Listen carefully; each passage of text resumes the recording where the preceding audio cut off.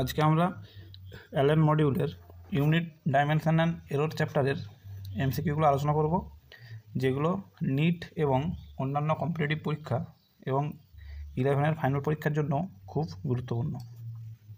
Which of the following system of unit is not based on unit of mass, length and time alone?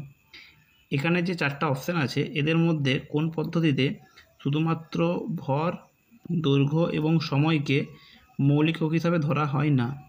তো উত্তরটা হবে SI পদ্ধতিতে, কারণ এখানে 7টা একককে আমরা মৌলিক হিসাবে ধরি, যেখানে দৈর্ঘ্য, ভর এবং সময় আছে। তার সঙ্গে ধরা হয় উষ্ণতা বা টেম্পারেচার, তড়িৎ প্রবাহ মাত্রা বা কারেন্ট, পদার্থের পরিমাণ আর দীপন প্রাবল্য। তো দৈর্ঘ্য, ভর, সময়ের সঙ্গে এই 7টা রাশির একককে আমরা এখানে মৌলিক হিসাবে ধরে নিই, আর বাকি 3টে যেখানে আছে সেখানে দৈর্ঘ্য, ভর এবং সময় এই 3টেকেই ফান্ডামেন্টাল হিসাবে ধরা হয়। তো এই জন্য এখানে উত্তরটা হচ্ছে এসআই পদ্ধতিতে, যেখানে 7টা রাশির একককে মৌলিক একক হিসাবে ধরে নেওয়া হয়। 2 নম্বর কোশ্চেন যেটা আছে, which of the following quantity is unitless? এদের মধ্যে কোনটি এককহীন?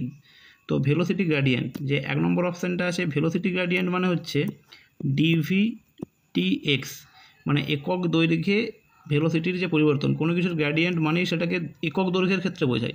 যেমন প্রেসার গ্রেডিয়েন্ট মানে ডিপিডিএক্স, মানে একক দৈর্ঘ্যে চাপের যে পার্থক্য। ডিসপ্লেসমেন্ট গ্রেডিয়েন্ট মানে কি ডিএস ডিএক্স বলতে পারি, মানে একক দৈর্ঘ্যের যে সরণ সেটা বলতে পারি। ফোর্স গ্রেডিয়েন্ট মানে কি ডিএফ ডিএক্স বলতে পারি, মানে একক দৈর্ঘ্যের যে বল। মানে এটাকে হচ্ছে ভেলোসিটি গ্রেডিয়েন্ট, এটা প্রেসার গ্রেডিয়েন্ট, এটা ডিসপ্লেসমেন্ট গ্রেডিয়েন্ট, এটা ফোর্স গ্রেডিয়েন্ট। এদের মধ্যে যদি এই ডিসপ্লেসমেন্ট গ্রেডিয়েন্ট দেখা হয়, এর একক কী হবে দৈর্ঘ্যের একক বাই দৈর্ঘ্যের একক, কারণ ডিএস এটাও সরণ বোঝায়, মানে সরণের একক মানে দৈর্ঘ্যের একক মিটার। ডিএক্স এটাও কি একটা দৈর্ঘ্যই বোঝায়, যার এককটা মিটার। মিটার মিটার কেটে গেলে যেটা 1 হয়ে যাচ্ছে, তার মানে এই ডিসপ্লেসমেন্ট গ্রেডিয়েন্টের কী হচ্ছে কোনো একক নেই। তাহলে এটা হলো ভেলোসিটি গ্রেডিয়েন্ট ডিভিডিএক্স, এর একক থাকবে বেগের একক বাই দৈর্ঘ্যের একক। প্রেসার গ্রেডিয়েন্ট ডিপিডিএক্স, এটারও একক থাকবে, যেটা হচ্ছে চাপের একক বাই দৈর্ঘ্যের একক। ডিএস ডিএক্স এটারও একটা এইটা এককহীন হবে, কারণ দৈর্ঘ্যের একক বাই দৈর্ঘ্যের একক। আর ডিএফ ডিএক্স মানে এটা বলের একক বাই দৈর্ঘ্যের একক, এরও একটা একক থাকবে। তো এক্ষেত্রে উত্তরটা অপশান 3।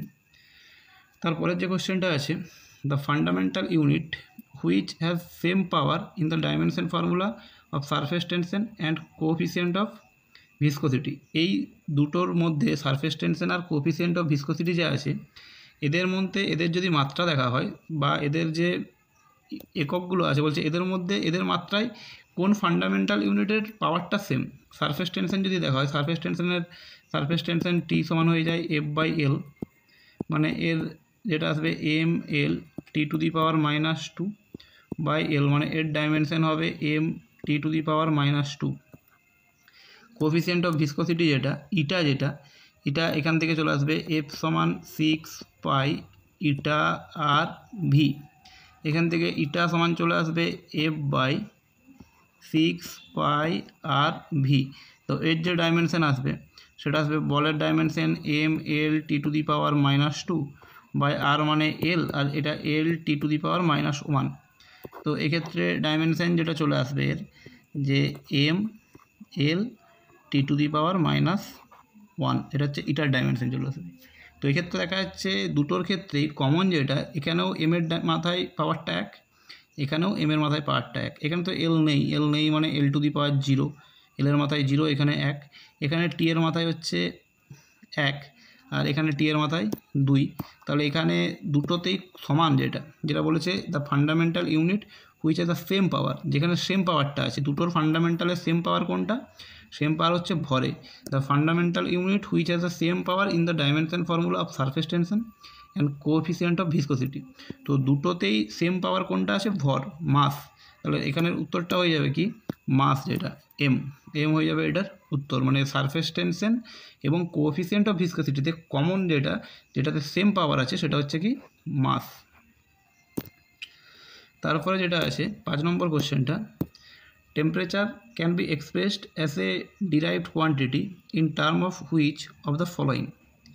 যে টেম্পারেচার মানে কি উষ্ণতা, সেটাকে এদের মধ্যে কোনগুলোর আকারে ডিরাইভড মানে যৌগিক রাশির আকারে লিখতে পারি। টেম্পারেচারকে এদের মধ্যে কাদের যৌগিক রাশির আকারে লিখতে পারি? তো এখানের উত্তরটা হবে নান অফ দিস, কোনোটি নয়। তার কারণ কি না, টেম্পারেচার নিজে একটা ফান্ডামেন্টাল ইউনিট হয়, ফান্ডামেন্টাল কোয়ান্টিটি হয়। আর এখানে কোনো একটা ফান্ডামেন্টাল কোয়ান্টিটিকে আমরা যে 7টা ফান্ডামেন্টাল কোয়ান্টিটি জানি এসআই সিস্টেমে, এদের কি হয়, কোনো একটা ফান্ডামেন্টাল কোয়ান্টিটিকে অপর কোনো ফান্ডামেন্টাল, শুধুমাত্র ফান্ডামেন্টাল দিয়ে প্রকাশ করা যায়। যেমন দৈর্ঘ্য, লেন্থ, এই লেন্থকে আমরা অন্য কোনো ফান্ডামেন্টালের আকারে প্রকাশ করতে পারবো না, মানে অন্য কোনো ফান্ডামেন্টাল, শুধুমাত্র ফান্ডামেন্টাল দিয়ে লেন্থকে প্রকাশ করা যায় না। আবার মাস যদি হয়, মাসকে অন্য কোনো যে বাকি 6টা ফান্ডামেন্টাল আছে সেই 6টা ফান্ডামেন্টাল আকারে একে প্রকাশ করা যাবে না।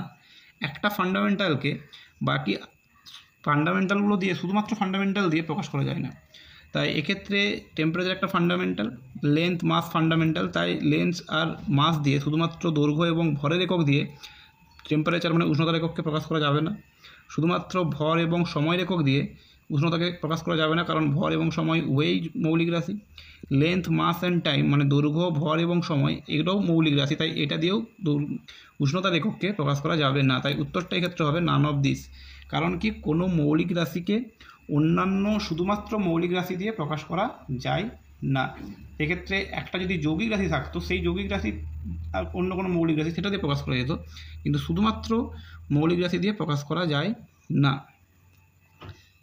তারপর যেটা আছে 1 মাইক্রন আর 1 ন্যানোমিটারের যে ratio of 1 micron and 1 nanometer, মানে 1 মাইক্রন যেটা, 1 মাইক্রন মানে হচ্ছে 1 মাইক্রোমিটার, 1 ন্যানোমিটার মানে হচ্ছে 1 ন্যানোমিটার। তো 1 মাইক্রন সমান আমরা জানি 10⁻⁻6 মিটার হয়, 1 ন্যানোমিটার মানে 10⁻⁹ মিটার হয়। এটা জাস্ট একটা ক্যালকুলেশন করলে 10⁻⁻6 ভাগ হলে -9 মানে +9 মানে 10⁻3, এদের রেশিওটা হয়ে যাবে 10⁻+3 মানে অপশন 1। তারপর যে কোশ্চেনটা আছে, ডেনসিটি অফ উড দেওয়া আছে এত গ্রাম পার সেমি কিউব সিজিএস সিস্টেমে, এটাকে এমকেএস সিস্টেমে করতে হবে। তো ডেনসিটির ডাইমেনশন দিয়ে এটাকে করা যাবে। ডাইমেনশন অফ ডেনসিটি যেটা, ডেনসিটির ডাইমেনশন হয়ে যায় mL⁻³ বা এটাকে ডাইরেক্ট এভাবে যদি করে দেওয়া হয়, যে আমরা জানি যেটা হয় 1 গ্রাম পার সেমি কিউব যেটা সিসি, এটা সমান হয়ে যায় 1000 কিলোগ্রাম পার মিটার কিউব। তো 1 গ্রাম পার সেমি কিউবকে 1000 কিলোগ্রাম পার মিটার কিউব হয় এটা। তাহলে এখানে 0.5 গ্রাম পার সেমি কিউব সমান কী হবে, 0.5 × 1000 মানে এটা হয়ে যাবে 500 কিলোগ্রাম পার মিটার কিউব। তো এক্ষেত্রে উত্তরটা হয়ে যাবে 500, কারণ 1 গ্রাম পার সেমি কিউব সমান 1000 কিলোগ্রাম পার মিটার কিউব হয়। সেটা একটা ম্যাচ দা কলাম, একটা কলাম ম্যাচিং আছে, যেখানে বাঁদিকে দেওয়া আছে distance between earth and star, যেটা খুব অনেক বড় একটা ডিস্টেন্স, যেটাকে আমরা লাইট ইয়ার দিয়ে মাপি, লাইট ইয়ার মানে আলোকবর্ষ দিয়ে। এটা হচ্ছে distance between earth and star, যেটা 2 হচ্ছে inter atomic distance in solid, যেটা খুব ক্ষুদ্র একক হয়, inter atomic distance in solid, যেটা অ্যাংস্ট্রম অত্যন্ত ক্ষুদ্র একক। তো সেটা দিয়ে পরিমাপ করা হয় অণুপরমাণুর দূরত্বকে। সাইজ অফ নিউক্লিয়াস, তো নিউক্লিয়াসের যে সাইজ সেটা আরও ক্ষুদ্র হয়, দৈর্ঘ্য পরিমাপের ক্ষুদ্রতম একক, ফার্মি দিয়ে এটাকে পরিমাপ করা হয়। আর ওয়েভলেন্থ অফ ইনফ্রারেড, যেটা ইনফ্রারেড লেসার যেটা, তো তার যে ওয়েভলেন্থটা সেটা মাইক্রন এককে পরিমাপ করা হয়। তো এক্ষেত্রে সঠিক উত্তরটা হয়ে যাবে সাতেরটা, এ হচ্ছে 3, বি 2, সি 4, ডি 1 মানে অপশান 2। 8 কোশ্চেন যেটা দেওয়া আছে, which of the following is not unit of time, এদের মধ্যে কোনটা দৈর্ঘ্যের একক নয়। তো মাইক্রোসেকেন্ড দৈর্ঘ্যের একক, দৈর্ঘ্যের একক নয়, সময়, হুইচ ইউনিট অফ টাইম সময়ের একক নয়। তো মাইক্রোসেকেন্ড সময়ের একক, 10⁻⁻6 1 সেকেন্ড সমান 1 মাইক্রোসেকেন্ড মানে 10⁻⁻6 সেকেন্ড হয়। লিপিয়ার জানি 1 লিপিয়ার মানে 4 বছর ছাড়া 1 লিপিয়ার আছে, মানে 4 বছর। যেটা লুনার মান্থ মানে যেটা চাঁদের জন্য হয় লুনার মান্থ, লুনার মাস বলা হয়। তো এগুলো সবই সময়ের একক, শুধুমাত্র প্যারালালিস্টিক সেকেন্ড যেটা, এটা অ্যাকচুয়ালি এটা হয়ে যায় দৈর্ঘ্যের একক। এই ডিস্টেন্স ইন অ্যাস্ট্রোনমিতে এটা ব্যবহার করা হয়। মানে এটা খুব একটা বড় দৈর্ঘ্যের একক। ডিস্টেন্স ইন অ্যাস্ট্রোনমির ক্ষেত্রে এইটা দৈর্ঘ্য একক হিসেবে ইউজ করা হয়, বাকিগুলো সবই সময়ের একক। তো উত্তরটা হবে প্যারালেলিস্টিক সেকেন্ড, যেটা একটা দৈর্ঘ্যের একক, সময়ের একক নয়। তারপরের যে কোশ্চেনটা আছে, which of the following is the smallest unit, এদের মধ্যে কোনটি সবচেয়ে ছোটো? সেটা ফার্মি, দৈর্ঘ্য পরিমাপের ক্ষুদ্রতম একক ফার্মি হয়, দৈর্ঘ্য পরিমাপের ক্ষুদ্রতম একক ফার্মি।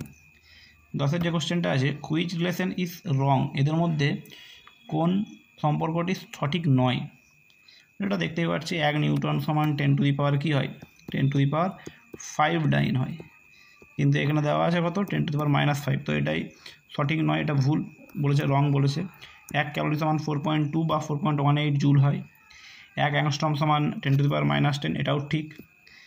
1 মেগা ইলেকট্রন ভোল্ট সমান 1.6 × 10⁻13 জুল, এটাও ঠিক হয়। তো এক্ষেত্রে ভুল যেটা, সেটা হচ্ছে 1 নিউটন সমান 10⁻⁵ dyne. Parsec is the unit of, parsec কিসের একক? পারসেক দৈর্ঘ্য পরিমাপের বৃহত্তম একক। তো পারসেকটা দৈর্ঘ্যের একক, ডিস্টেন্স। তারপর আছে the ratio of the dimension of Planck constant and the moment of inertia. Planck constant মানে এইচ, আর মোমেন্ট অফ ইনার্সিয়া মানে আই, এদের যে রেশিওটা সেটা বের করতে হবে। এইচের যেটা ডাইমেনশন দিয়ে বের করা যাবে, যে প্লাঙ্ক কনস্ট্যান্ট এইচের ডাইমেনশন কী আসবে? এইচ সমান ই সমান এইচ নিউ, তাহলে এইচ সমান চলে আসবে ই বাই নিউ। ই মানে হচ্ছে M L square T⁻⁻², nu মানে time inverse, T inverse, frequency কম্পাঙ্ক টি ইনভার্স। তো এটা চলে আসছে, লিখে দিচ্ছে এখানে একবারে, যে M L square T⁻⁻1 calculation করলে এটা আসছে। আই মানে মোমেন্ট অফ ইনার্সিয়া, যেটা হয় M R square, summation of M R square moment of inertia, যেটা রোটেশনাল মোশনে আছে। এম আর স্কোয়ার মানে এম, এটার জন্য এল স্কোয়ার। তো এম এল স্কোয়ার কেটে গেলে শুধুমাত্র টি ইনভার্স থাকবে, T⁻⁻1, যেটা হচ্ছে ফ্রিকোয়েন্সির ডাইমেনশন হয়। তো এটা কোশ্চেন নম্বর 13 বলেছে, when a wave travels in a medium, the displacement of a particle located at a distance x at time t is given by y equals to a sin bt minus cx, where a, b and c are constant of the wave. The dimension of b by c are same as that of. তো একটা ওয়েভের equation দেওয়া আছে, y equals to a sin bt minus cx, যেটা একটা ওয়েভের equation দেওয়া আছে, সেখান থেকে dimension of B by C এটা বের করতে হবে। তো এক্ষেত্রে তো বিটি মাইনাস সিএক্স যেটা, সেটা হচ্ছে এ সাইন থিটা, সঙ্গে কম্পেয়ার করতে পারি। এটা একটা অ্যাঙ্গেল, বিটি মাইনাস সিএক্স একটা কোণকে বোঝায়। যেহেতু কোণের কোনো ডাইমেনশন নেই, সেই জন্য আমরা বলতে পারি বিটি এবং সিএক্স এদের কারো ডাইমেনশন নেই। বিটি ডাইমেনশনলেস মানে বিটির ডাইমেনশন 1 বলতে পারি। তাহলে বি এর ডাইমেনশন হবে 1/t, যেটা হয়ে যাবে টি ইনভার্স, যেটা হচ্ছে বি এর ডাইমেনশন। তো ডাইমেনশন অফ বি যেটা, সেটা হয়ে যাবে কত? T inverse. একইভাবে CX dimensionless, dimension of C যেটা চলে আসবে, dimension of C equals to dimension of 1/x। 1/x মানে, তো ডাইমেনশন x মানে দৈর্ঘ্য মানে এল ইনভার্স, 1/x এল ইনভার্স। তাহলে এবার বি বাই সি এর ডাইমেনশন কী হবে? বি বাই সি এর যে ডাইমেনশন হবে, বি বাই সি এর ডাইমেনশন চলে আসবে dimension of B by C, এটা আসবে বি এর ডাইমেনশন টি ইনভার্স T⁻⁻1, এটা L⁻⁻1। তার মানে আমরা বলতে পারি L/T। L/T মানে হচ্ছে dimension of velocity V. L/T, এল মানে দৈর্ঘ্য, টি মানে সময়, দৈর্ঘ্য বাই সময়, যেটা ডাইমেনশন অফ ভেলোসিটি। তো এক্ষেত্রে এটা যেটা হবে ওয়েভ ভেলোসিটি। তো বিটি মাইনাস সিএক্স, এখানে এটার ওয়েভ ভেলোসিটির ডাইমেনশন আসবে। এটাকে কেউ ওমেগা টি মাইনাস কে এক্স যদি ওয়েভের ইকুয়েশন হয়ে থাকে, এ সাইন ওমেগা টি মাইনাস কে এক্সের সঙ্গে কম্পেয়ার করে ওমেগার জায়গায় বি, কে এর জায়গায় সি, ওমেগা বাই কে যেটা ভেলোসিটি বোঝায়, সেটা দিয়েও করতে পারে, যে ওমেগা বাই কে সমান ভেলোসিটি, ওমেগার জায়গায় বি আছে এবং সি এর জায়গায় ভি আছে, এই সি এর জায়গায় কে আছে, omega by K equals to velocity, এখান থেকেও করা যেতে পারে। এটা হচ্ছে ভেলোসিটির ডাইমেনশন হবে B by C. Next question 14, dimension formula of wave number. Wave number মানে হচ্ছে 1 বাই ল্যামডা, ল্যামডা মানে হচ্ছে ওয়েভ লেন্থ, তরঙ্গ দৈর্ঘ্য, 1 বাই ল্যামডা যেটা তরঙ্গ দৈর্ঘ্য, তার মানে এর ডাইমেনশন হয়ে যাবে 1 বাই তরঙ্গ দৈর্ঘ্য মানে দৈর্ঘ্য এল, মানে এল টু দি পাওয়ার -1 মানে হবে M to the power 0 L to the power -1 T to the power 0। এটা হবে ওয়েভ নাম্বার, যেটা ওয়েভ নাম্বার মানে হচ্ছে একক দৈর্ঘ্যে তরঙ্গের সংখ্যা, যেটাকে আমরা 1 বাই ল্যামডা দিয়ে প্রকাশ করি। ওয়েভ নাম্বার একক দৈর্ঘ্যে তরঙ্গের সংখ্যা, যেটা আসছে M to the power 0 L to the power -1 T to the power 0, মানে অপশান 3। 14টা হয়ে গেল অপশান 3। তারপর নেক্সট কোশ্চেন 15 যেটা, the method of dimension analysis can be use to derive which of the following relation. এদের মধ্যে কোন সম্পর্কটি dimension analysis থেকে বের করা যায় বা নির্ণয় করা যায়। ডাইমেনশন অ্যানালাইসিস মাত্রা বিশ্লেষণের সাহায্যে কোন সম্পর্কটা আমরা নির্ণয় করতে পারি। তো মাত্রা বিশ্লেষণের কয়েকটা লিমিটেশন আছে, যেমন যদি সেখানে ই এর কোনো ফাংশন আসে, ই সেটা আমরা নির্ণয় করতে পারি না। যেমন এখানে একটা n0 e to the power minus lambda T, এই ই এর ফাংশন যখন আসবে তখন সেটা আমরা ডাইমেনশন অ্যানালাইসিস করে বের করতে পারি না। সাইনের যদি কোনো ফাংশন থাকে, সাইন কস ত্রিকোণমিতিক যে কোনো ফাংশন যেগুলো আছে, সাইন কস ট্যান, এগুলোকে ডাইমেনশন অ্যানালাইসিস করে নির্ণয় করা যায় না। যদি যোগ থাকে, যোগ থাকলে যেমন half M V square plus half I omega square, এটা একটা যোগ আকারে আছে। তো যোগ আকারে থাকার জন্য এই সমীকরণটাকেও ডাইমেনশন অ্যানালাইসিস করে নির্ণয় করা যাবে না। তাহলে এখানের উত্তরটা হয়ে যাবে নান অফ দিস, কোনোটিই যাবে না। তো এখানে মনে রাখতে হবে, যেটা ই টু দি পাওয়ার মানে ই এর ফাংশন যদি থাকে, সাইন কস ট্যান যে কোনো ত্রিকোণমিতিক যে ফাংশনগুলো আসবে, যদি যোগ বা বিয়োগ আকারে কোনো সমীকরণ চলে আসে, যদি সমীকরণের লগ আসে, তো এগুলোকে ডাইমেনশন অ্যানালাইসিস করে নির্ণয় করা যায় না। তাই এক্ষেত্রে কোনোটাই ডাইমেনশন অ্যানালাইসিস করে নির্ণয় করা যাবে না। তারপর 16 যে কোশ্চেনটা বলেছে, which of the following does not have the dimension of force. কোনটি বলের মাত্রাকে প্রকাশ করে না। তো যদি দেখা যায় 1 নম্বর যেটা অপশন, পোটেনশিয়াল গ্রেডিয়েন্ট মানে ডিভি ডিএক্স। গ্রেডিয়েন্ট মানে কি, আগের দিনও বলেছিলাম, গ্রেডিয়েন্ট মানে হচ্ছে একক দৈর্ঘ্যের পোটেনশিয়ালের যে পার্থক্য, সেটাকে বলা হয় পোটেনশিয়াল গ্রেডিয়েন্ট। 2 নম্বর হচ্ছে energy gradient, D E energy by dx.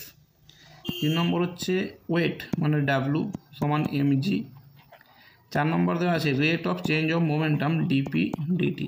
তো rate of change of momentum সমান নিউটনের সেকেন্ড ল অনুযায়ী আমরা জানি এটা ফোর্স হয়।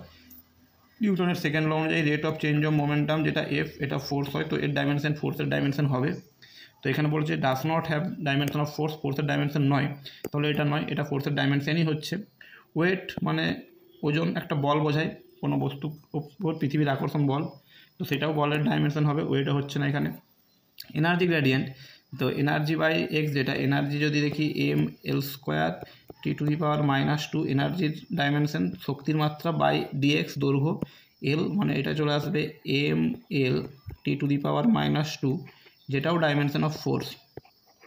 তো এটাও ফোর্সের ডাইমেনশন আসছে, তার মানে এটাও নয়। এখানে আনসারটা হবে পোটেনশিয়াল গ্রেডিয়েন্ট, এটা হচ্ছে D V D X. Actually potential gradient যেটা, সেটা এনার্জির যেটা হচ্ছে ফোর্সের ডাইমেনশন নয়, ডিভি ডিএক্স এটা।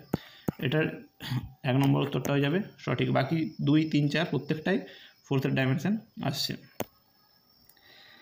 17 নম্বর কোশ্চেন যেটা আছে, which of the following is incorrect statement.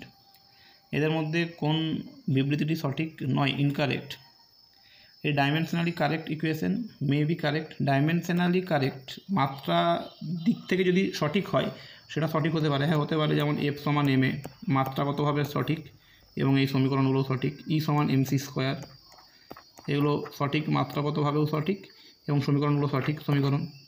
Dimensionally correct equation may be incorrect, dimensionally ঠিক হলেও, মাত্রাগতভাবে ঠিক হলেও সেটা ভুল হতে পারে। হ্যাঁ, এটাও, এই বিবৃতিটাও সঠিক। তার কারণ যদি আমরা লিখি যে ভি স্কোয়ার সমান ইউ স্কোয়ার প্লাস 2as, এই সমীকরণটা জানি আমরা, তো এখানে যদি আমরা ভি স্কোয়ার সমান as লিখি, এটা কিন্তু ডাইমেনশনালি ঠিক হবে। ভি স্কোয়ারের মাত্রা a ইন্টু এস, মানে ত্বরণ ইন্টু সরণের যে মাত্রা সমান হবে। তাহলে এটা ডাইমেনশনালি কারেক্ট হবে, কিন্তু এই সমীকরণটা কারেক্ট নয়, এই সমীকরণটা ভুল। এই জন্য কি ডাইমেনশনালি ঠিক হলেও সমীকরণটা ভুল হতে পারে। এই বিবৃতিটাও সঠিক, এই বিবৃতিটাও সঠিক, এই বিবৃতিটাও সঠিক। Dimensionally incorrect equation may be correct, dimensionally ঠিক নয় কিন্তু সমীকরণটা সঠিক, তো এটা কখনোই হতে পারে না, এটা ভুল। কারণ ফিজিক্সের যে কোনো সমীকরণ ডাইমেনশনালি কারেক্ট হতেই হবে। ডাইমেনশনালি যদি ইনকারেক্ট হয় সেই সমীকরণটা কিন্তু সঠিক হওয়া সম্ভব নয়। তো এখানে যেহেতু বলেছে ইনকারেক্ট স্টেটমেন্ট, তো এই 3 নম্বরটা ইনকারেক্ট স্টেটমেন্ট হবে। 4 নম্বর কি বলেছে, dimensionally incorrect equation is incorrect. অবশ্যই ডাইমেনশনালি যদি কোনো একটা সমীকরণ ইনকারেক্ট হয় সেটা তো ভুল হবেই। ফিজিক্সের নিয়ম অনুযায়ী একটা সমীকরণ যদি ডাইমেনশনালি ঠিক না হয় সেই সমীকরণটা কখনোই হতে পারে না সঠিক। তাই এই 4 নম্বর বিবৃতিটাও সঠিক। এক্ষেত্রে উত্তরটা হয়ে যাবে অপশান 3। তারপর কি বলেছে 18 নম্বর কোশ্চেনটায়, ডাইমেনশনলেস কোয়ান্টিটি, একটা কোয়ান্টিটি বা একটা রাশির যদি ডাইমেনশন না থাকে তার কি হবে, নেভার হ্যাজ ইউনিট। ডাইমেনশন না থাকলে ইউনিট থাকতে পারে, যেমন আমরা জানি অ্যাঙ্গেল, কোণের ডাইমেনশন নেই। ডাইমেনশন দেখলে m⁴0, l⁴0, t⁴0, মানে কোনো ডাইমেনশন নেই এটা, কিন্তু এর একটা একক আছে, রেডিয়ান বলি বা ডিগ্রি বলা হয়, এর একক আছে। Dimensionless quantity never has unit এটা বলা যায় না। Always has unit, dimension less হলে সবসময় ইউনিট থাকবে এটাও বলা যায় না। এটা তো সবসময় একক থাকবেই, ডাইমেনশন লেস হলে এটাও বলা যায় না। যেমন আপেক্ষিক গুরুত্ব, স্পেসিফিক গ্র্যাভিটি বা আপেক্ষিক গুরুত্ব, এর না তো একক আছে না ডাইমেনশন আছে। তো অলওয়েজ হ্যাজ এ ইউনিট এটাও বলা যায় না। মে হ্যাভ এ ইউনিট, হ্যাঁ এটা বলতে পারি যে ইউনিট থাকতে পারে, মে হ্যাভ এ ইউনিট থাকতে পারে। যেমন অ্যাঙ্গেলের ক্ষেত্রেই দেখলাম ডাইমেনশনলেস কিন্তু ইউনিট আছে। Does not exist, 4 number option যেটা বলেছে যে এক্সিস্টই করে না, অবশ্যই এক্সিস্ট করে ডাইমেনশনলেস কোয়ান্টিটি। তো সেই ক্ষেত্রে 4 নম্বরটাও ভুল, এক্ষেত্রে ঠিক হয়ে যাবে অপশান 3-এরটা। তারপর 7-এর যে কোশ্চেনটা আছে, 19-এর যে কোশ্চেনটা আছে, যে এ ইউনিটলেস কোয়ান্টিটি একটা এককহীন রাশি যদি হয় ডাজ নট এক্সিস্ট, এককহীন রাশি এক্সিস্ট করে, যেমন স্পেসিফিক গ্র্যাভিটি বা আপেক্ষিক গুরুত্ব যেটা আছে, আপেক্ষিক গুরুত্ব স্পেসিফিক গ্র্যাভিটি, এটার একক নেই, তো এককহীন রাশি এক্সিস্ট করে। Always has a non zero dimension, সবসময় নন জিরো ডাইমেনশন থাকবে, এটা সঠিক হবে, কারণ যার একক নেই তার সবসময় ডাইমেনশন লেস হয়। এটা মানে always has a non zero, sorry এটা হবে না, কারণ এটা নন জিরো ডাইমেনশন বলেছে, তো এর ডাইমেনশন নেই, তো ডাইমেনশন নেই মানে m⁴0, l⁴0, t⁴0, এটা ডাইমেনশন লেস হবে। আর এখানে বলেছে has a non zero dimension আছে বলেছে, তো এটাও ভুল হয়ে যাবে। Never has a non zero dimension, এর কখনোই ডাইমেনশন নেই, এটি সঠিক হবে, কারণ ইউনিট নেই মানে তার ডাইমেনশন নেই। আরেক বলেছে may have non zero dimension থাকতে পারে, তো এটা নয়, তো এক্ষেত্রে সঠিক হবে never has a non zero dimension. একটা যদি এককহীন রাশি হয় তার কখনোই মাত্রা থাকবে না, অপশান 3-এরটা ঠিক হবে এটা। তারপর next question 20, which of the following is incorrect, এদের মধ্যে কোন বিবৃতিটি সঠিক। তো এদের মধ্যে এই সঠিক নয়, ইনকারেক্ট সঠিক নয়। তো কারেক্ট ইনকারেক্ট কোশ্চেনগুলো একটু ভালো করে পড়বে, কারণ এখানে কারেক্ট আর ইনকারেক্ট যেটা সঠিক নয়, কারেক্ট হলে সঠিক, এগুলো খুব ভুল হয়। All derived quantities may be represented dimensionally in terms of base quantity. তো এক্ষেত্রে এটা বলেছে যে all derived quantities may be represent, সমস্ত যৌগিক রাশিকে মে বি রিপ্রেজেন্ট প্রকাশ করা যায় dimensionally in terms of base quantity, যে সমস্ত যৌগিক রাশিকে বেস কোয়ান্টিটি মানে মৌলিক রাশির মাত্রা দিয়ে প্রকাশ করা যায়। হ্যাঁ এটা সঠিক হবে, কারণ সমস্ত যৌগিক রাশিকেই আমরা মৌলিক রাশির মাত্রা দিয়ে প্রকাশ করতে পারি। A base quantity can not be represent dimensionally in terms of other base quantity, একটি মৌলিক রাশিকে অন্য মৌলিক রাশির মাত্রা দিয়ে প্রকাশ করা সম্ভব নয়। অবশ্যই এটা ঠিক, কারণ ভর যদি একটা মৌলিক রাশি হয় তো এমকে আমরা এল টি এদের ডাইমেনশন দিয়ে কখনোই প্রকাশ করতে পারবো না। তাহলে একটি মৌলিক রাশিকে অন্য কোনো মৌলিক রাশির ডাইমেনশন দিয়ে প্রকাশ করা কখনোই সম্ভব নয়, এটাও সঠিক। এখানে বলেছে ইনকারেক্ট, তো সঠিক নয় বলেছে, তার মানে অপশান 1 অপশান 2 কোনোটাই উত্তর নয়। অপশান 3-এরটা কী বলেছে, the dimension of A derived quantity is never zero in any base quantity. বলেছে কোনো ডিরাইভড কোয়ান্টিটি মানে যৌগিক রাশির dimension of derived quantity is never zero, কখনোই শূন্য হতে পারে না। Any base in any base quantity, যে ডাইমেনশন অফ ডিরাইভড কোয়ান্টিটি, এটাই উত্তরটা হবে অপশন 3-এরটা। এখানে এটা ইনকারেক্ট বলেছে, ডাইমেনশন অফ ডিরাইভড কোয়ান্টিটি যৌগিক রাশির ইজ নেভার জিরো, কখনোই শূন্য হতে পারে না ইন বেস কোয়ান্টিটিতে। আর 4 নম্বর যেটা বলেছে, dimension of base quantity in other base quantity always zero. হ্যাঁ, এটা সঠিক, কারণ কোনো বেস কোয়ান্টিটির ডাইমেনশনটা অন্য বেস কোয়ান্টিটি তো অবশ্যই শূন্য হবে। তো 1, 2 আর 4 তিনটেই সঠিক, যে dimension of base quantity in other base quantity always zero বললাম, এই 2-এরটা 3-এরটা সেম, 2-এরটা 4-এরটা সেম, তাহলে 2-এরটাও সঠিক, 4-এরটাও সঠিক, আর 1-এরটাও সঠিক হচ্ছে। এখানে সঠিক নয় বলেছে, যেটা অপশন 3-এরটা হচ্ছে ভুল। তারপর question number 21, two physical quantity of which one is vector and other is scalar having the same dimensional formula. এখানে বলেছে একটা স্কেলার এবং একটা ভেক্টর যাদের ডাইমেনশন সেম, ওয়ার্ক আর এনার্জির ডাইমেনশন সেম কিন্তু দুটোই স্কেলার, তো এটা উত্তর নয়। ওয়ার্ক এবং এনার্জি এদের ডাইমেনশন সেম হলেও দুটোই যেহেতু স্কেলার, তাই এটা উত্তর নয় এক্ষেত্রে। টর্ক অ্যান্ড ওয়ার্ক, টর্ক এবং ওয়ার্ক দুটোরই ডাইমেনশন সেম, mL²T⁻², এবং এই দুটোর টর্ক হচ্ছে ভেক্টর কোয়ান্টিটি, ওয়ার্ক হচ্ছে স্কেলার কোয়ান্টিটি, তাই এটাই উত্তর হবে। ইম্পালস এবং মোমেন্টাম দুটোই ডাইমেনশন সেম, যেটা mL⁻⁻1 হয়, কিন্তু এদের দুটোই ভেক্টর রাশি। পাওয়ার এবং প্রেসার দুটোই এক্ষেত্রে স্কেলার রাশি, তো এটা উত্তর নয়। এখানে কোশ্চেনটা বলেছে ডাইমেনশন একই এবং কি একটি স্কেলার একটি ভেক্টর, তাই ক্ষেত্রে উত্তর হয়ে যাবে অপশন 2, যাদের ডাইমেনশনটা দুটোরই সেম এবং এদের মধ্যে টর্ক হচ্ছে ভেক্টর রাশি আর কার্য হচ্ছে স্কেলার রাশি। তারপর 22-এর যে কোশ্চেনটা আছে, একটা সমীকরণ দেওয়া আছে, y = a sin omega x/v - k, omega is the angular velocity, v is the linear velocity দেওয়া আছে, ডাইমেনশন অফ k এর ডাইমেনশনটা চাই। তো এই ইকুয়েশন যেটা আছে, এই ইকুয়েশনটাকে গুণ করলে এটা পাওয়া যায় y = a sin omega × x/v - omega k। তো এটা একটা থিটার ডাইমেনশন, এটা ডাইমেনশন অফ থিটা, মানে ডাইমেনশন নেই, এই জন্য কী হবে, যেহেতু theta = omega x/v - omega k, তাহলে আমরা বলতে পারি dimension of theta = dimension of omega x/v, কারণ ফিজিক্সের ডাইমেনশনগুলো সমান হতেই হবে একটা ইকুয়েশনের জন্য, ডাইমেনশন অফ omega k।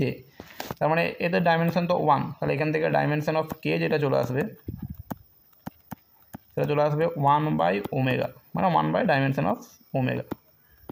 তো ওমেগার যে ডাইমেনশন সেটা কি হয়, ওমেগার ডাইমেনশন হয়ে যায় টি ইনভার্স, ওমেগা মানে অ্যাঙ্গুলার ভেলোসিটি, এটা রেডিয়ান পার সেকেন্ড, টি ইনভার্স হয়ে যায়। তো ডাইমেনশন অফ কে সমান কি আসবে, ডাইমেনশন অফ কে = 1/টি ইনভার্স, মানে এটা টি চলে আসবে, টি মানে অপশান 2-এরটা, 22-এরটা হয়ে যাবে অপশান 2 টি। তারপর 23-এর যে কোশ্চেনটা আছে, একটা ইকুয়েশন দেওয়া আছে, p = p0 এক্সপোনেনশিয়াল মানে e⁻⁻ α t², এক্সপোনেনশিয়াল মানে e⁻⁻ t², যেখানে a বলেছে কনস্ট্যান্ট, t বলেছে টাইম। তো দ্য কনস্ট্যান্ট আলফার ডাইমেনশন চাই। এর মাথায় কোনো পাওয়ার থাকলে, কোনো পাওয়ার আকারে যারা থাকে তাদের ডাইমেনশন লেস হয়ে যায়, মানে α t² ডাইমেনশন লেস। এরা ডাইমেনশন লেস মানে এদের ডাইমেনশনটা 1, তাহলে α t² ডাইমেনশন যদি 1 হয়, মানে ডাইমেনশন অফ α t² যদি 1 হয়ে যায়, ডাইমেনশন লেসের ডাইমেনশন 1 বলতে পারি। 1 মানে কি m⁻0 l⁻0 t⁻0, তাহলে এখান থেকে ডাইমেনশন অফ আলফা যেটা চলে আসবে, যেটা আছে m⁻0 মানে 1 অ্যাকচুয়ালি, যেটা t⁻0/t², মানে t² চলে আসবে, মানে ডাইমেনশন হবে t⁻², t⁻² হয়ে যাবে এর dimension.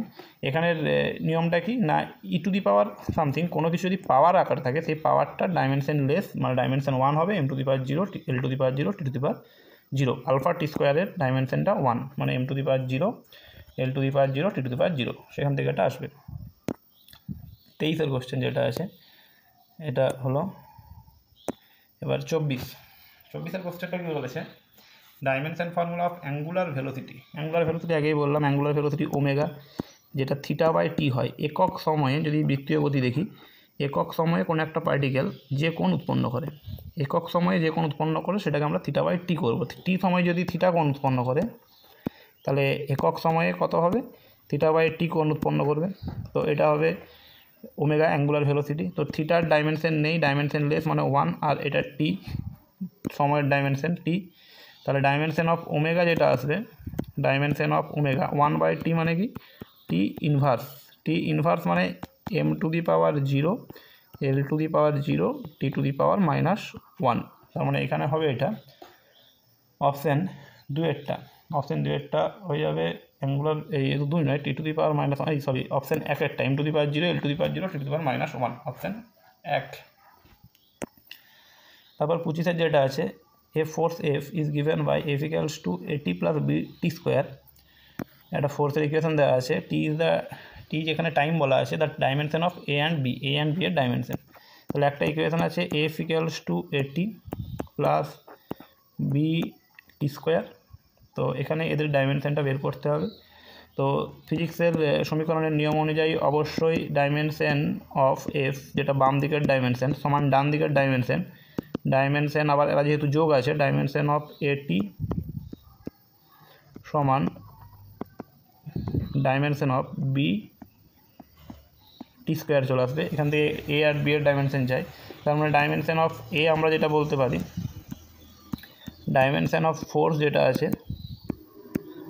Dimension of force by dimension of টি।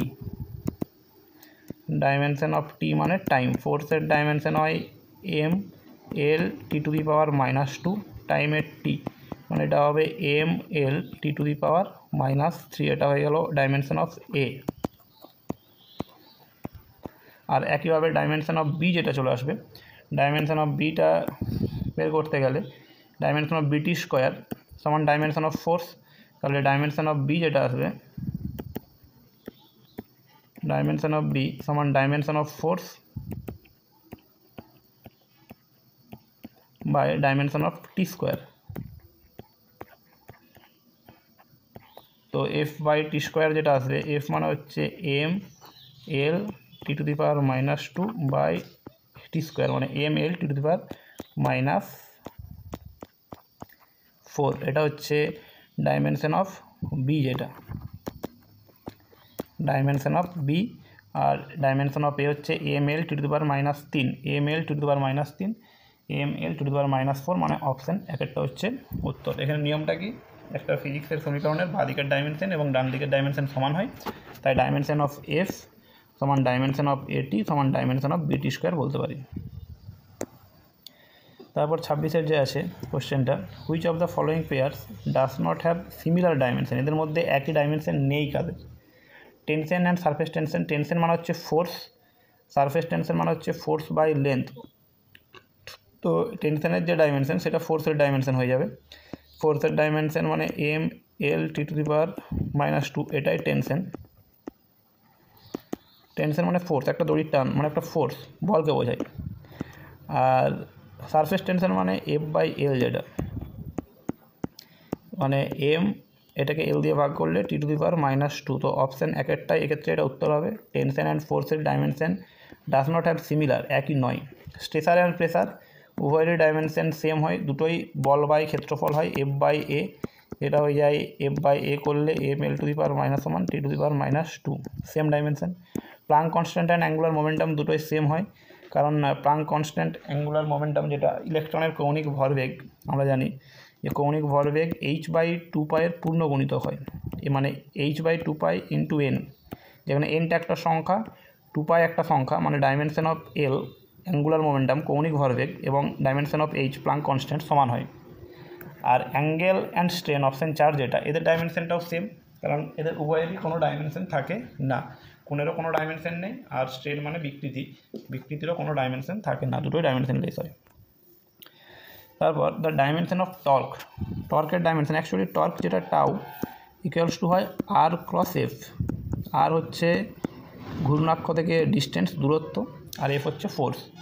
তো এক্ষেত্রে ফোর্সের dimension M L T to the power -2, তার সঙ্গে দূরত্ব, দৈর্ঘ্যের ডাইমেনশন গুণ হয়ে যাবে M L square T to the power -2। এটা হয়ে যাবে ডাইমেনশন অফ টর্ক, যেটা M L square T to the power -2, মানে অপশান 3 হবে এক্ষেত্রে উত্তর, যে M L square T to the power -2। তারপর নেক্সট কোশ্চেন যেটা 28, dimension of relative density. Relative ডেন্সিটির কোনো ডাইমেনশন থাকে না। রিলেটিভ ডেন্সিটি যেটা হয় সেটা হচ্ছে কোনো বস্তুর ঘনত্ব বাই 4 ডিগ্রি সেন্টিগ্রেড উষ্ণতায় জলের ঘনত্ব। তো দুটোই যেহেতু ঘনত্বের অনুপাত, তাই রিলেটিভ ডেন্সিটি যেটা, এটা কি হয়, এটা ডাইমেনশন লেস হয়। ডাইমেনশন লেস অ্যাকচুয়ালি এটা অনুপাত বোঝায় বস্তুর ডেন্সিটি অফ অবজেক্ট, এটা হচ্ছে density of object by density of water.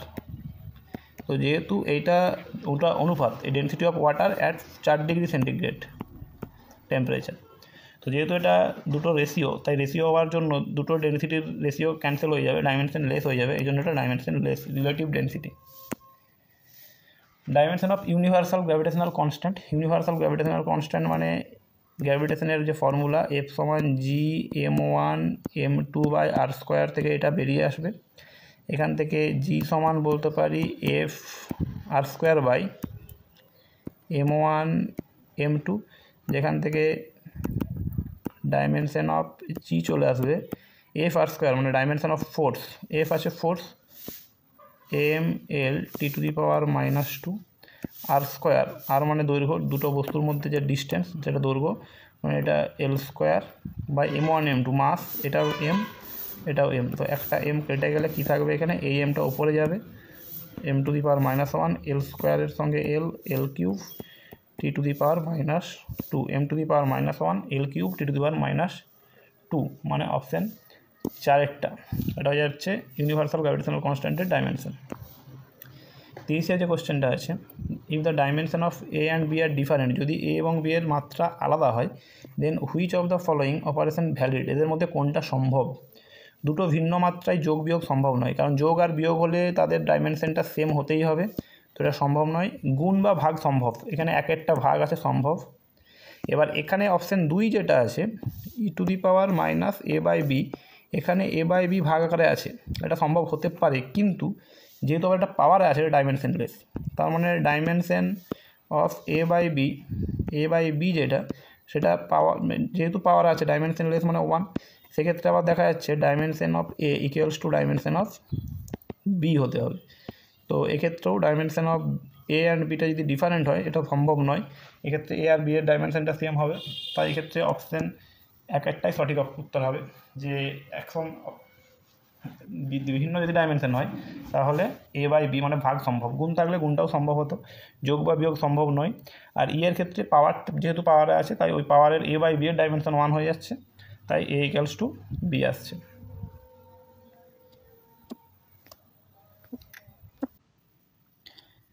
একত্রিশের কোশ্চেনটা বলেছে a quantity is represented by x equals to m⁴a l⁴b t⁻c।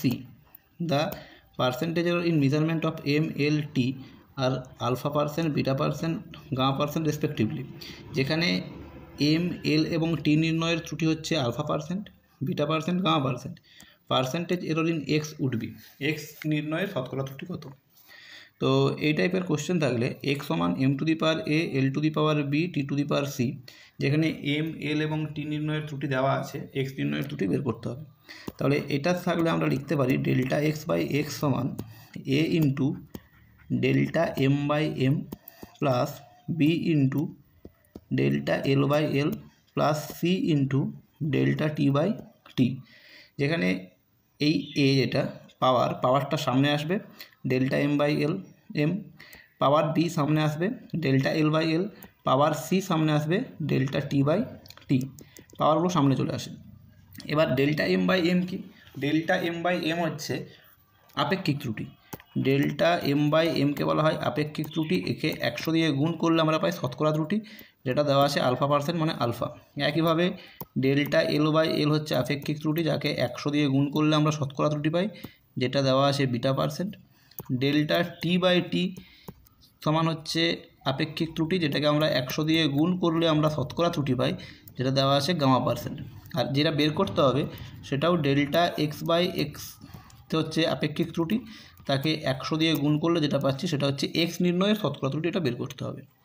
তো এই পুরো সমীকরণটাকে যদি আমরা ডেল্টা এক্স বাই এক্সকে যদি বাঁ দিকে এবং ডান দিকে 100 দিয়ে গুণ করে দিই তাহলে কি চলে আসবে A into delta M by M into 100 plus B into delta L by L into 100 plus C into delta T by T into 100। এবার সব মানগুলো বসিয়ে দিলে এম নির্ণয়ের যে শতকরা ত্রুটি সেটা যেটা দেওয়া আছে A into delta M by M into 100 মানে alpha plus B into delta L by L into 100 মানে এটা beta plus C into delta T by T into 100 মানে গামা, মানে চলে আসবে এটা A alpha plus B beta plus C gamma, মানে option number যেটা আসবে সেটা হচ্ছে 1।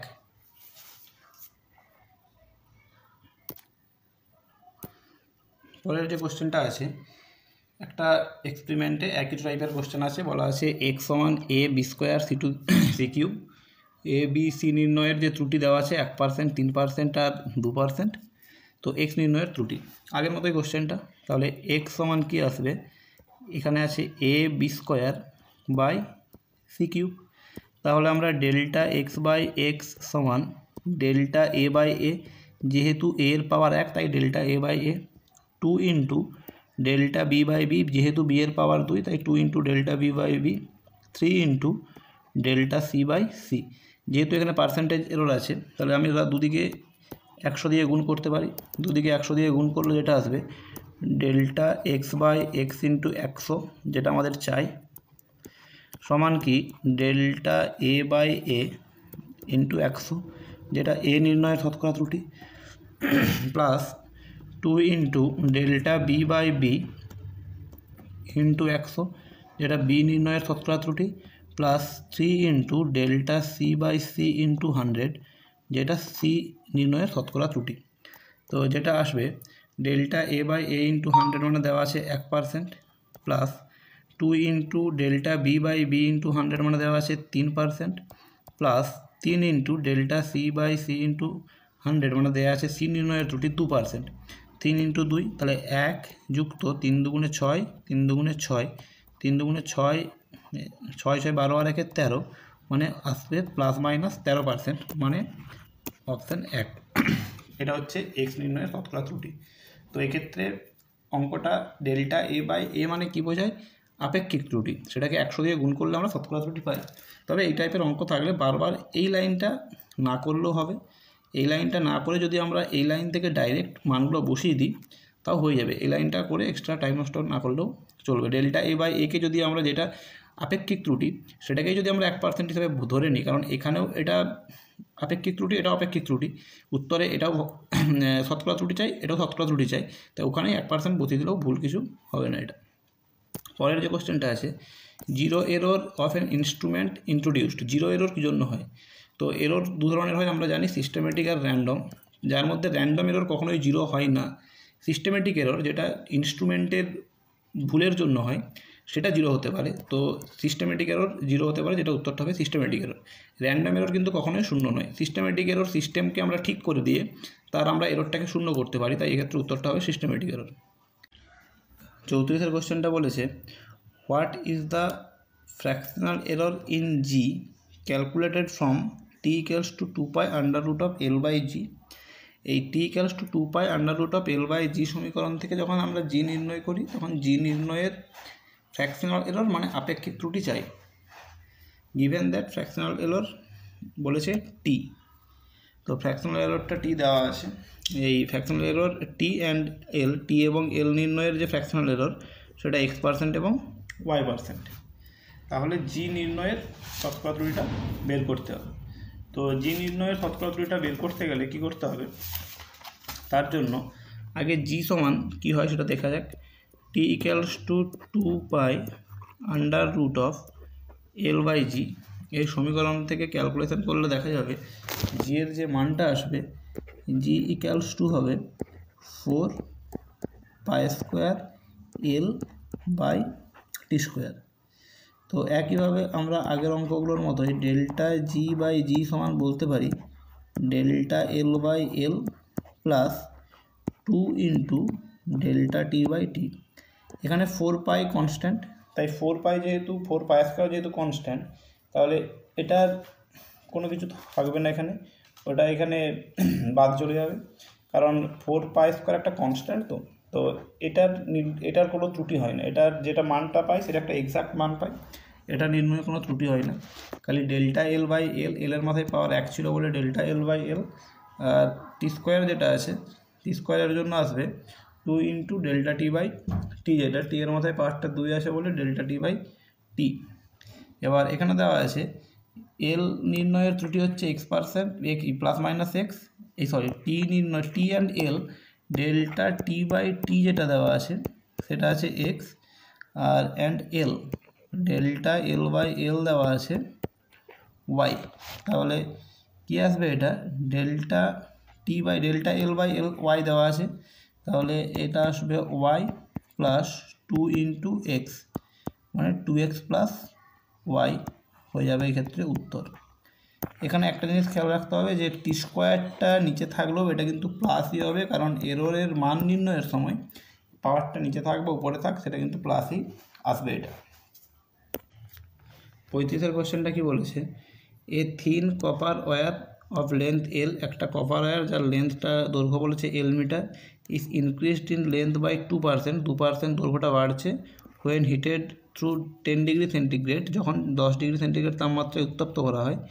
What is the percentage increase in area, এর ক্ষেত্রফল বৃদ্ধিটা কত হবে, when a square copper sheet length L metre is heated through 10 degree centigrade, যখন এটাকে কী করা হচ্ছে, এটাকে 10 ডিগ্রি সেন্টিগ্রেডে উত্তপ্ত করা হয় তখন আর এরিয়া বৃদ্ধি কত হবে। তো একটা স্কোয়ার কপার শিট আছে যেটার লেন্থ এল, তো এর এরিয়া এ ইকুয়ালস টু কী হয়ে যাবে, এল স্কোয়ার, ক্ষেত্রফল সমান বাহু স্কোয়ার হয় এটা, তাহলে ডেল্টা এ বাই এ সমান কী আসবে, 2 into delta L by L. তো এখানে বলেছে length by 2%, increase in length মানে ডেল্টা এল বাই এল, যেটা 2% দেওয়া আছে। তো ডেল্টা এল বাই এল সমান যদি 2% দেওয়া থাকে, তাহলে ডেল্টা এ বাই এ কত হবে, ডেল্টা এ বাই এ হয়ে যাবে 2 ইন্টু 2 মানে 4%, তাহলে এর ক্ষেত্রফল বৃদ্ধি হয়ে যাবে 4%।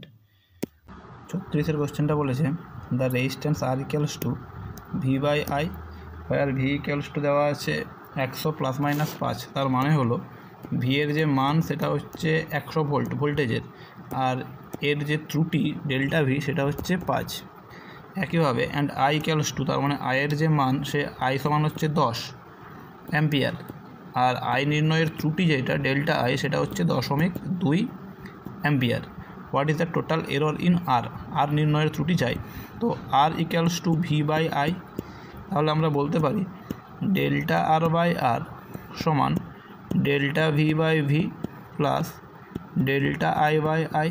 তো ডেল্টা ভি বাই ভি মানে 5/100 প্লাস ডেল্টা আই মানে 0.2 বাই 10, দশমিক তুললে 100 হচ্ছে 5/100 প্লাস 2/100, মানে এটা চলে আসবে 7/100, যেটা আসছে ডেল্টা আর বাই আর। এটা হচ্ছে আর নির্ণয়ের আপেক্ষিক ত্রুটি, কিন্তু এখানে আর নির্ণয়ের যে ত্রুটিগুলো সেটা পার্সেন্টেজ মানে শতকরা ত্রুটি চাই। শতকরা ত্রুটি মানে কি, delta R by R into 100, আপেক্ষিক ত্রুটিকে 100 দিয়ে গুণ করলে শতকরা ত্রুটি পাওয়া যায়, তাহলে 7/100 গুণিত 100 কেটে যাবে, তাহলে 7%, তাহলে আর নির্ণয়ের শতকরা ত্রুটি আসবে কত, 7%। পরের question, error in measuring diameter of A circle 4%, error in circumference of the circle, মানে একটা সার্কেলের পরিধি নির্ণয়ের ত্রুটি চাই, সার্কামফারেন্স নির্ণয়ের, যেখানে ডায়ামিটার নির্ণয়ের ত্রুটি দেওয়া আছে, ডায়ামিটার মানে delta D by D into 100 পার্সেন্টেজে দেওয়া আছে 4%, তো সেক্ষেত্রে আমাদের ডায়ামিটার নির্ণয়ের ত্রুটি, এই সার্কামফারেন্স মানে পরিধি নির্ণয়ের ত্রুটি চাই। ধরে নিচ্ছি সার্কামফারেন্সটা এস ইকুয়ালস টু পরিধি এস সমান 2πr বলতে পারি, 2πr মানে 2π into 2r, pi into 2r মানে কি, পাই ইন্টু ডি বলতে পারি, ডি মানে ডায়ামিটার, তাহলে ডেল্টা এস বাই এস সমান delta D by D, constant কিছু হবে না এখানে, পাইটা constant, delta D by D, ধ্রুবক কিচ্ছু হবে না এখানে, delta D by D D এর জন্য। তাহলে কি আসবে, ডেল্টা এস বাই এস, এটা আসছে শতকরা ত্রুটি চাই, তার মানে delta S by S into 100 এটা চাই।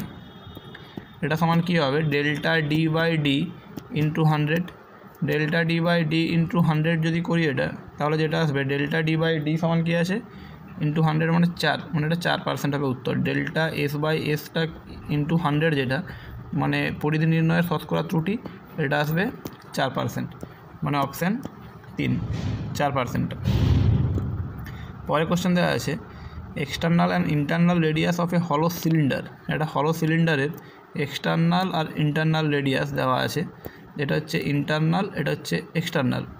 তো the thickness of the wall of the cylinder, thickness of the wall কি, এক্সটার্নাল রেডিয়াস যদি R2 হয়, ইন্টারনাল রেডিয়াস যদি R1 হয়, তাহলে থিকনেস ইকুয়ালস টু কী হবে,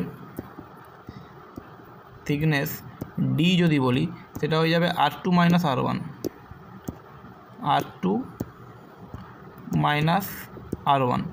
এবার থিকনেসটা R2 মাইনাস R1 মানে যেটা আসবে 3.89 মাইনাস 4.23 মাইনাস 3.89, 4.23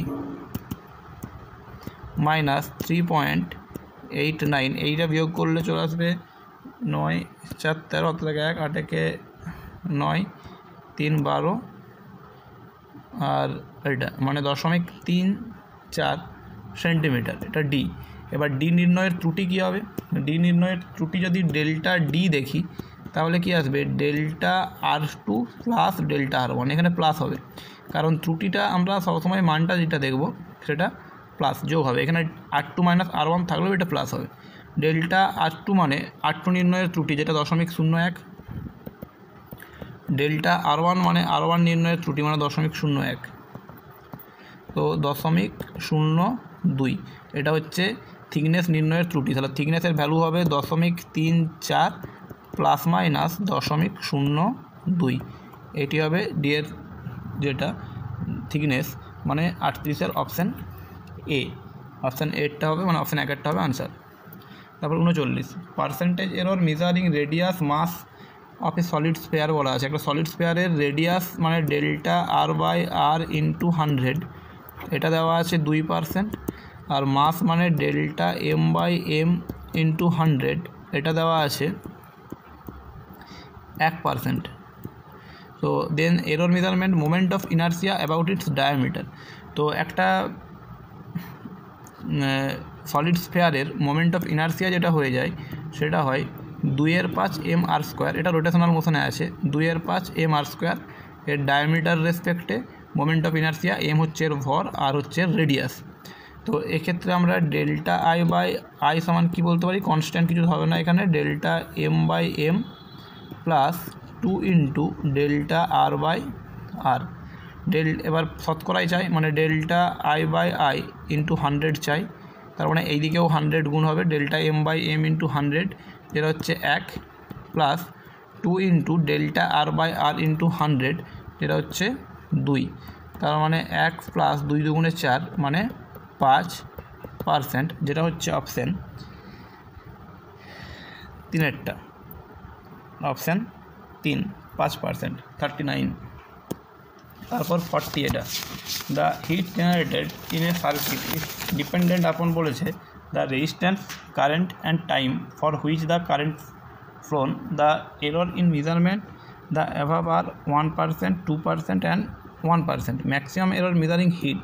তো হিট সমান আমরা কি জানি, এইচ সমান I² আর টি, জুল এককে করলে এটাই চলে আসবে, ক্যালোরি এককে করলে 4.2 দিয়ে ভাগ করতে হয়, তো এটা জুল এককে যদি করা হয় I² আর টি, তাহলে ডেল্টা এইচ বাই এইচ কী আসবে, 2 into delta I by I plus delta R by R plus delta T by T হচ্ছে টাইম।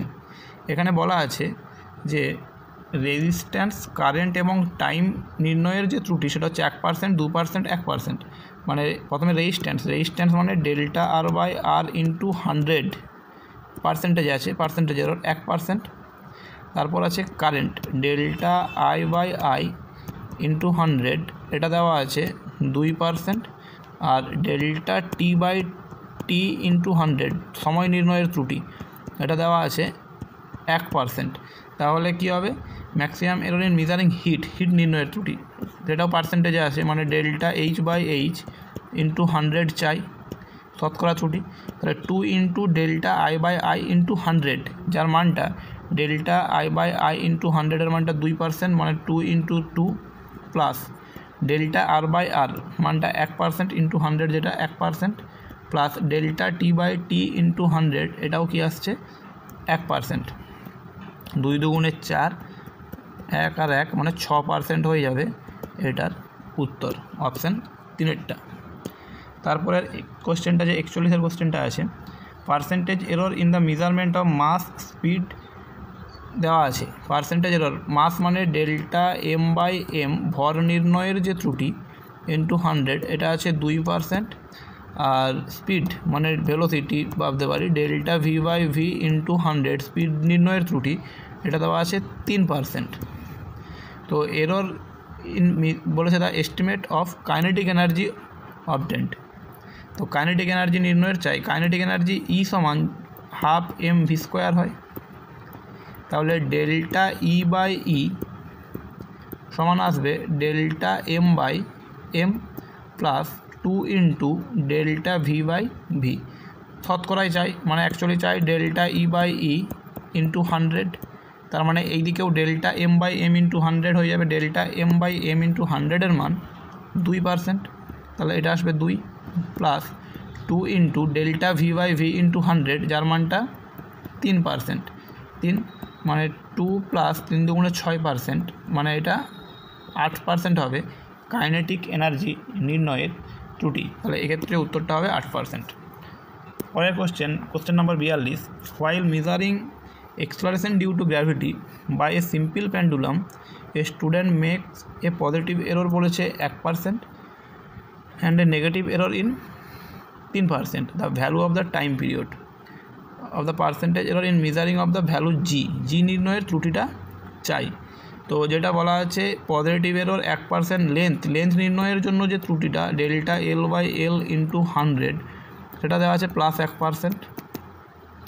ডেল্টা বলেছে the value of time period নির্ণয়ের যে ত্রুটিটা ডেল্টা T/T ইন্টু 100, এটা negative error বলা আছে 3%। যাই হোক, এরর বের করার সময় পজিটিভ এরর নেগেটিভ এরর যাই থাক, এটা যোগই হবে।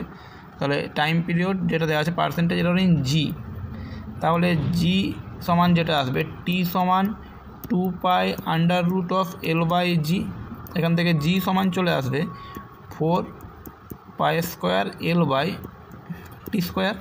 তাহলে ডেল্টা G/G চলে আসবে delta L/L plus 2 into delta T/T, এখানে যোগ করলে আসবে ডেল্টা L/L 1, এটা পার্সেন্টেজে চাই, মানে ডেল্টা G/G ইন্টু 100 এটা চাই, ডেল্টা L/L ইন্টু 100 মানে 1 plus 2 into delta T/T into 100, এটা টাইম নির্ণয়ের যে ত্রুটি দেওয়া আছে ডেল্টা T/T, সেটা হয়ে যাবে 3। এখানে মাইনাস থাকলে ওটা প্লাসই হবে, এররের সময় যোগ হবে খালি। 1 প্লাস 3 দুগুণে 6, মানে এটা 7%। পরের কোশ্চেনটা আছে, the pressure on a square plate is measured by measuring force on a plate and length of the side of the plate. If the maximum error in the measurement of force and length are respectively 4% and 2%, the maximum error in the measuring pressure. তো maximum error in force বলেছে, মানে delta F/F into 100 শতকরা ত্রুটি দেওয়া আছে 4%, and length বলা আছে delta L/L into 100, এটা দেওয়া আছে 2%। Maximum error in measuring pressure নির্ণয়ের ত্রুটি চাই, যেটা P সমান কী হয় F/A। এটা একটা কি বলেছে প্লেট, যার সাইড দেওয়া আছে, একটা স্কোয়ার প্লেট, এ মানে কি হবে F/A সমান তো L² আসবে। তাহলে ডেল্টা P/P সমান বলা যাবে delta F/F plus 2 into delta L/L। তো শতকরাই চাই, মানে ডেল্টা P/P ইন্টু 100 এটা চাই, এটা সমান ডেল্টা F/F ইন্টু 100, যার ভ্যালুটা 4%, plus 2 into delta L/L into 100, যার ভ্যালুটা 2%, মানে 4 প্লাস 2 দুগুণে 4%, মানে 8%। এটা হয়ে যাবে প্রেসার নির্ণয়ের ত্রুটি, মানে অপশান 4-এরটা। পরের কোশ্চেন 44-এরটা, the error in measuring the side of a cube is 1%, the error in the calculation of volume of the cube. একটা কিউবের এল নির্ণয়ের ত্রুটি দেওয়া আছে, মানে delta L by L into 100, পার্সেন্টেজে দেওয়া আছে মানে শতকরা ত্রুটি 1% দেওয়া আছে। ভলিউম নির্ণয়ের ত্রুটি চাই। ভলিউম সমান কী হয়, ভি সমান এল কিউব, তাহলে ডেল্টা ভি বাই ভি সমান 3 into delta L by L. Volume নির্ণয়ের শতকরা ত্রুটি মানে delta V by V into 100, 3 into delta L by L into 100, মানে 1%, তার মানে 3 × 3% হবে আয়তন নির্ণয়ের ত্রুটি প্লাস মাইনাস 3%, 4-এরটা। তারপর 45-এর যে কোশ্চেন আছে, when a copper sphere is heated, এটা কপারের গোলককে যখন হিট করা হচ্ছে, maximum percentage change we observe. একটা স্ফেয়ার আর, তাহলে এর রেডিয়াস আর আছে, তাহলে ম্যাক্সিমাম পার্সেন্টেজ আর নির্ণয়ের জন্য ডেল্টা আর বাই আর, যেটা হচ্ছে আর নির্ণয়ের ত্রুটি। এরিয়া এ সমান কী হয়, পাই আর স্কোয়ার, তাহলে ডেল্টা এ বাই এ সমান হয়ে যাবে 2 ইন্টু ডেল্টা আর বাই আর, পাওয়ারটা সামনে আসবে, পাই তো কনস্ট্যান্ট। একইভাবে ভলিউম নির্ণয়ের জন্য ত্রুটি ভি সমান আমরা কি জানি, একটা গোলকের 4/3 পাই আর কিউব, তাহলে ডেল্টা ভি বাই ভি সমান চলে আসবে 3 into delta R by R, 4/3 pi constant. তাহলে এখানে ডেল্টা আর বাই আর যদি ব্যাসার্ধ নির্ণয়ের ত্রুটি হয়, তাহলে সবচেয়ে বেশি ত্রুটি হবে কি, ভলিউম নির্ণয়ের ত্রুটি, ডেল্টা ভি বাই ভি, যেটা ডেল্টা আর বাই আর এর 3 গুণ, আর এরিয়াটা হচ্ছে ডেল্টা আর বাই আর এর দ্বিগুণ, তো ভলিউম নির্ণয়ের ত্রুটিটা সবচেয়ে বেশি হবে। পরে কোশ্চেন বলেছে, the resistance R of a wire is given by relation R equals to rho L by pi R square. তো percentage error in measurement rho L R দেওয়া আছে 1%, 2%, 3%, মানে delta rho by rho into 100, যেটা হচ্ছে rho নির্ণয়ের percentage error, এটা দেওয়া আছে 1%। Delta L by L into 100, এটা দেওয়া আছে 2%, আর delta R by R into 100, এটা দেওয়া আছে 3%। বলেছে আর নির্ণয়ের শতকরা ত্রুটি চাই।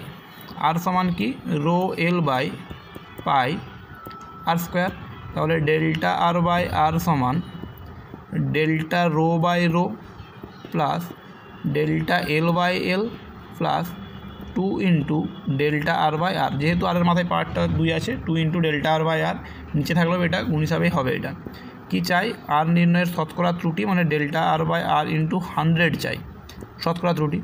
Delta rho by rho into 100 হবে, যেটা 1%, delta L by L into 100 মানে 2%, plus 2 into delta R by R into 100-এর মানটা, যেটা আর নির্ণয়ের শতকরা ত্রুটি 3%, মানে 3 দুগুণে 6, 2 8 আর 1 9% হবে রোধ নির্ণয়ের ত্রুটি, যেটা অপশান 2-এরটা, যেটা আসবে রোধ নির্ণয়ের ত্রুটি।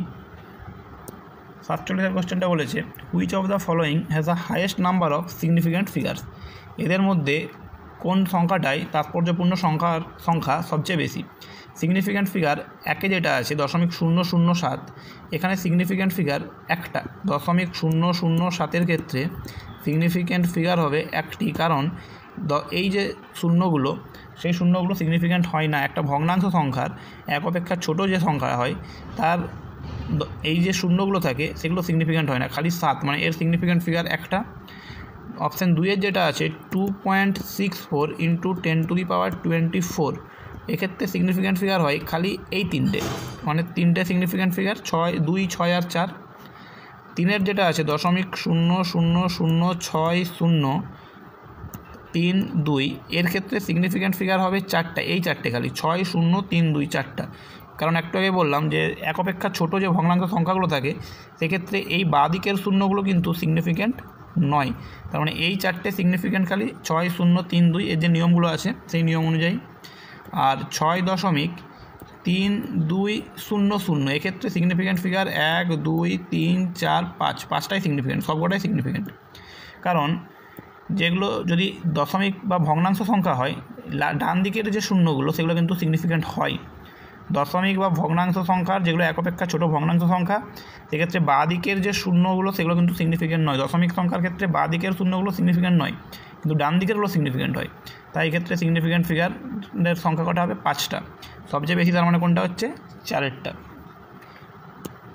তারপর যেটা আছে, a physical quantity X is given by, X সমান দেওয়া আছে 2k³ L² বাই m√n, মানে m n² বলতে পারি √n-টা।